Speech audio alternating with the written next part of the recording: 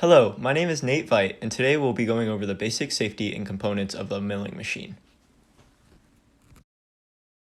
We will first start with safety.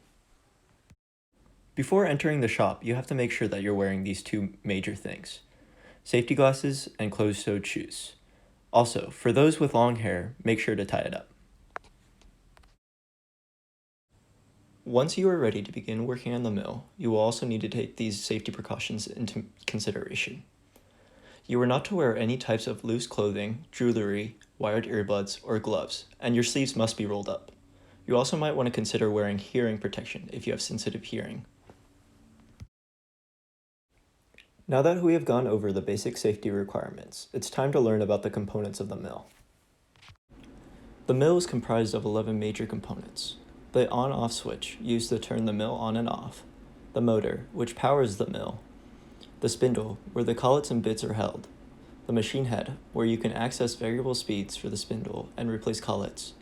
The quill lever, which allows the user to quickly and inaccurately move the spindle along the z-axis. The digital readout, also known as the DRO, which provides accurate measurements down to the thousandths of an inch. The vise, which holds the workpiece. The table, where the vise is mounted.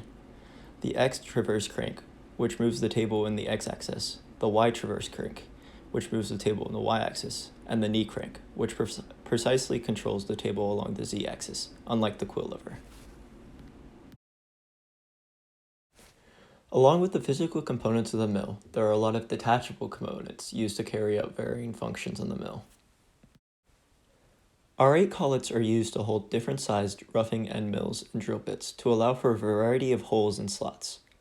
Friction fit collets function in a similar way, however, they can only accept drill bits, fitting a large range of bit sizes for specific hole diameters. There are 3 types of scale sizes for the drill bits to represent different diameter sizes.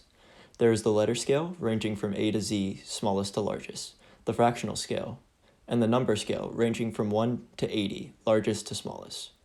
There is also roughing end mills, used to create slots and cut workpieces down to length, following a fractional size scale in our shop. Although this was a very quick overview of rudimentary shop safety and mill components, I hope you enjoyed it. If you have any further questions, feel free to ask myself or our trusty shop mentor, Andy Howell. Thanks for watching.